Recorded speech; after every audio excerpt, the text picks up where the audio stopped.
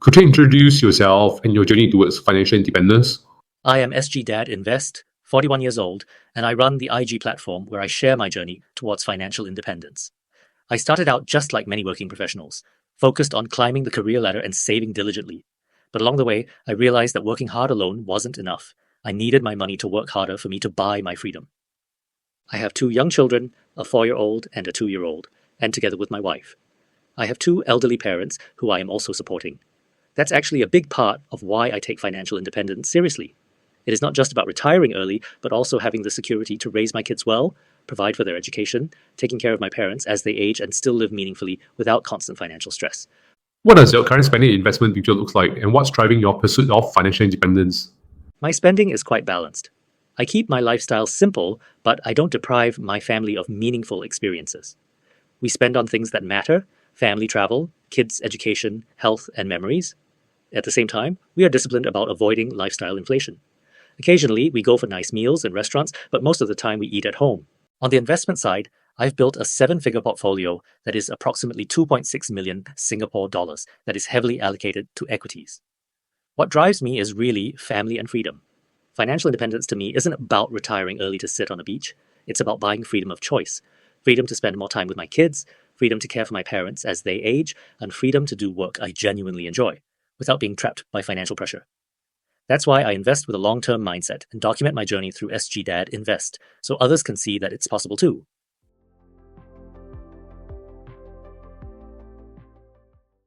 You didn't come from wealth, but you had curiosity.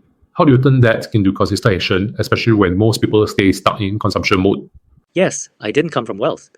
What fascinated me was how some people could build so much wealth through investing. That curiosity pushed me to study them more deeply, and I realized they all had one common habit. They read consistently. So I made reading my daily practice. I read on the train to work, during lunch breaks when I had no company, on the way home, and even before bed. Over time, that habit of reading and learning every day became my foundation. It not only gave me knowledge, but also shifted my mindset. It stopped me from chasing material possessions or indulging blindly in luxury. Instead of spending on things that don't last, I redirected that energy into building skills, discipline, and investments. That's how I turned curiosity into consistent action, by choosing learning over consumption day after day. In 2020, you stretched your budget to buy a landed property instead of a bigger condo. What made you take the leap? Were there moments of doubts? In 2020, my wife and I decided to stretch our budget and go for a landed property instead of upgrading to a bigger condo.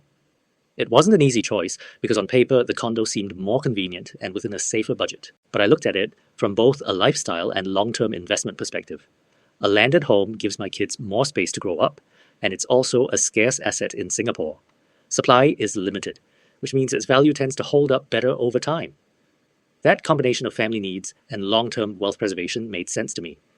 Of course, there were moments of doubt, especially when I signed the loan papers. I asked myself, am I overstretching? What if something goes wrong with my income? But I managed the risk carefully by ensuring I had an emergency buffer and not compromising my investment portfolio.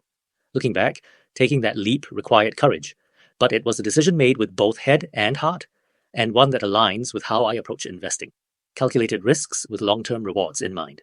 The property went from $2.7 million to $4.3 million right now, but you said that the real win was the lessons. What are one or two lessons that reshape how you think about money or risks? The first lesson was about calculated risk. Stretching for the landed home was uncomfortable at the start, but it taught me that sometimes the best opportunities come with short-term discomfort. If you prepare well and manage the downside, risk becomes a lever for growth, not something to fear. The second lesson was about conviction and patience. There were moments of doubt, especially during COVID when the economy was uncertain. But the experience reminded me that good assets, whether property or businesses, need time to show their value. Learning to sit through volatility with conviction reshaped how I invest today. The third lesson was to dare to go against the majority. At the time, most of my peers were looking at larger condos, 4 or 5 bedroom units. But as I researched the market, I realized something interesting. The price of a landed property was only slightly higher than the condos they were chasing. To me, the market was mispricing landed homes, undervaluing something scarce in Singapore. So while others were competing for condos, I decided to take the contrarian route and buy landed. It was a decision that went against the crowd, but it reinforced an important principle. Sometimes the best opportunities appear when you have the courage to think differently from everyone else. So yes, the appreciation was nice, but the real win was proving to myself that discomfort, when managed well, can create transformation, both financially and mentally. On your IG, you mentioned that you have read over 100 books in 2 years. Which three books had the biggest impact on your investment philosophy and why? The first is The Intelligent Investor by Benjamin Graham. It taught me the foundation of value investing, margin of safety, patience, and focusing on intrinsic value instead of market noise. That gave me the discipline to avoid speculation and think like a business owner. The second is Common Stocks and Uncommon Profits by Philip Fisher. This book opened my eyes beyond just numbers. Fisher emphasized the importance of qualitative factors, understanding a company's management, culture, and growth potential. It taught me to look deeper into a business mode and not just the financial ratios. The third is Pulak Prasad's book, What I Learned About Investing from Darwin. This one resonated with me because it connected investing to survival principles in nature. Avoid ruin, focus on longevity, and let compounding work its magic. It reinforced my belief that investing isn't about chasing every opportunity, but about protecting capital and letting the winners run. Pulak's book is the book that unlocked my mind about investing and transformed my entire investing style from value investing into quality investing. I used to hunt for deep value, or what they called cigar butts companies, but that strategy is extremely tough and may not be so practical in today's times. Pulak showed me that investing in quality business is way much more sustainable, and his book is all about quality investing. I met Mr. Pulak in real person and had a 1-hour coffee session with him.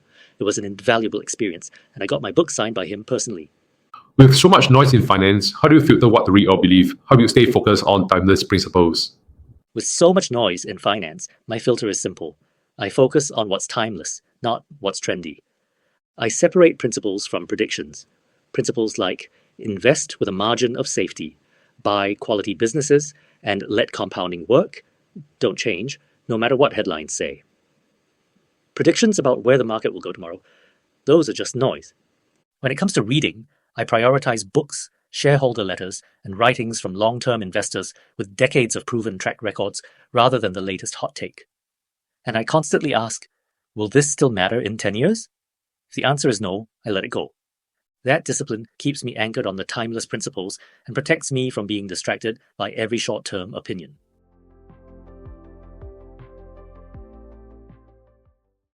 Your goal is to retire by 50 years old by investing $150,000 per year, targeting 11 to 15% returns. What gives you a confidence in that plan, and how do you handle market downturns mentally? My confidence in the plan to retire by 50 comes from two things: a disciplined process and a long-term perspective. I invest about 150,000 Singapore dollars a year, focusing on high-quality businesses that consistently generate returns above their cost of capital. Historically, that strategy has delivered returns within the 11 to 15% range I'm targeting, so I'm not relying on speculation. I'm relying on a repeatable process. When it comes to downturns, I handle them by reframing my mindset. I remind myself that volatility is the price of admission for long-term returns. In fact, downturns are often opportunities to buy quality companies at attractive prices. Mentally, I anchor myself on the idea that I'm not investing for next quarter, but for the next 10 to 20 years. That long horizon makes the daily noise less stressful. So while the goal is ambitious, I'm confident because it's built on discipline, patience, and the power of compounding, not luck. Your handle is a regular Singapore dad. No shortcuts, no flashy trades. What does your portfolio actually looks like today? Are there any core holdings that you would never sell? I call myself a regular Singaporean dad because my portfolio is built the way any working parent could build theirs. No shortcuts, no flashy trading, just pure discipline and consistency. Today, my portfolio is worth about 2.6 million Singapore dollars, annualized returns 28%, and is mostly made up of high-quality equities, companies with strong returns of capital, durable moats, and the ability to compound over the long term. I avoid holding too much cash for liquidity, as I can always turn my equities into cash almost immediately if I need cash. As for core holdings, I'll never sell. I wouldn't say never, because circumstance can always change. But there are a few companies I consider my pillars. I have a total of 20 stocks, and 50% of my portfolio is dominated by 6 holdings, which are Nvidia, Uber, TDW, UNH, TSMC, and GRBK. I also own Google and Meta. These are businesses with such strong fundamentals and track records that I'm comfortable holding them through cycles. For me, it's less about timing the market and more about owning great businesses long enough for compounding to work. So my portfolio isn't glamorous, but it's real, and it reflects what I preach. Stay patient, stay disciplined, and let quality do the heavy lifting. As a husband and father of two, how do you balance aggressive saving with enjoying life now? Any guilt, any boundaries that you have set? I wouldn't say I aggressively save to the point of compromising life today. For me, financial independence isn't about living a life of sacrifice now just to enjoy it later. It's about balance. I make sure to invest consistently. That's non negotiable. But beyond that, I also spend on things that matter to me and my family: family trips, experiences with my kids, health, and time together. I see those as investments too, just not in the stock market, but in relationships and memories. Because I invest with discipline and have a clear plan, I don't feel guilty when I spend. The boundaries I've set are simple.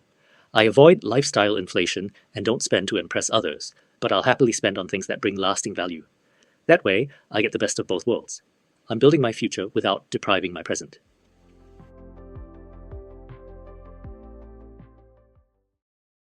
Why are you documenting your journey on IG publicly, and what do you hope others will take away from it? I chose to document my journey publicly because I wanted to be transparent about what financial independence really looks like for an ordinary Singaporean dad.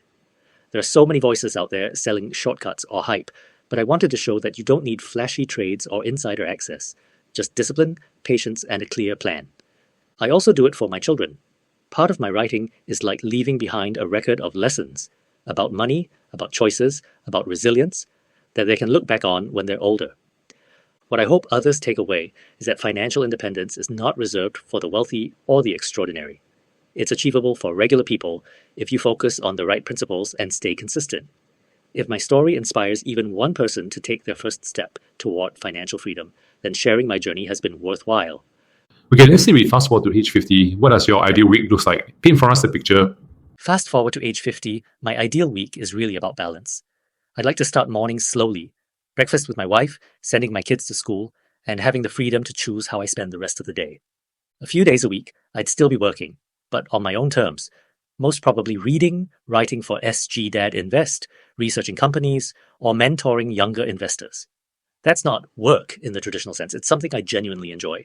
The rest of the week would be about family and health: picking up my kids from school, being present for their milestones, exercising regularly, and spending time outdoors.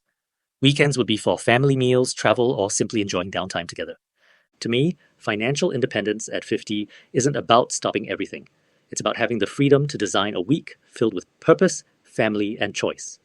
If you could give your 30-year-old self one piece of financial advice, what would it be? When I was younger, I thought investing was about predicting markets or finding the next hot stock.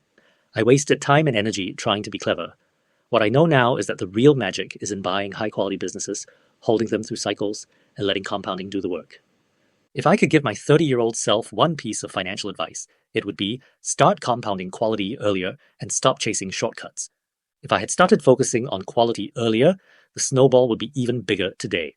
So my advice would be simple: trust the process, stay disciplined, and let time and compounding work for you.